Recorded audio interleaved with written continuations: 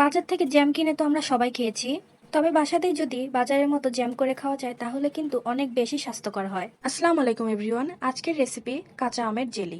আমি এবার first time বাসাতে জ্যাম তৈরি করেছি। প্রথম বাড়িতেই এত সুন্দর পারফেক্ট হয়েছে সেটা আপনারা দেখলেই বুঝতে পারবেন। কাউকে না বলে দিলে বুঝতেই পারবে না এটা বাসাতে তৈরি করা। তো বাসাতেই আমি কিভাবে জ্যাম তৈরি করেছি সেটাই আজকে আপনাদের সাথে শেয়ার করব। আমি আমগুলো সুন্দরভাবে ছিলে কেটে নিয়েছি। এবার চুলাতে একটা প্যান বসিয়ে দিলাম। আমার 2 কাপ আম হয়েছে।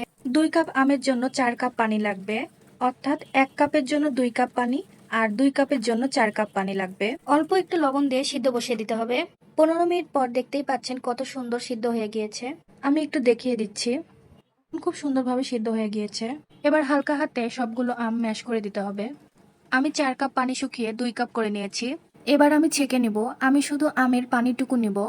হালকা হাতে আম থেকে পানি বের করে নিতে হবে। আম নেওয়া যাবে না।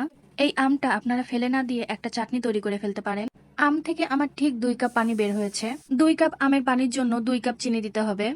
এই জ্যামটা সাধারণত একটু টক মিষ্টি হয়, তবে আপনারা যদি মিষ্টি একটু বেশি পছন্দ করেন তাহলে চিনির পরিমাণটা একটু বাড়িয়ে দিতে পারেন।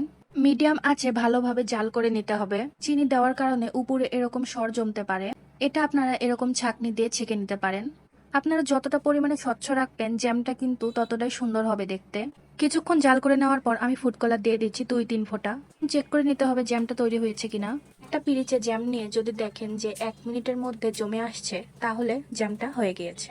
আমি চুলার আঁচটা বন্ধ করে দেওয়ার পর 1 টেবিল স্পুন ম্যাঙ্গো এসেন্স দিয়ে দিচ্ছি। এসেন্সটা আগেই দিয়ে দিলে ফ্লেভার আসবে না।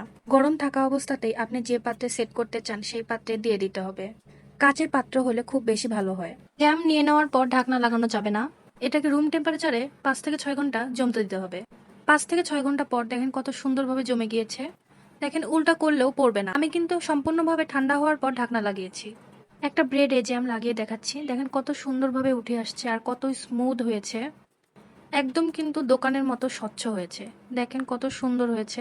প্রায় বছর ধরে আপনারা এটাকে সংরক্ষণ করে রাখতে পারেন। চাইলে ফ্রিজেও রাখতে পারেন, না চাইলে বাহিরেও রাখতে পারেন। খেতে কিন্তু অনেক বেশি মজাদার হয়েছিল।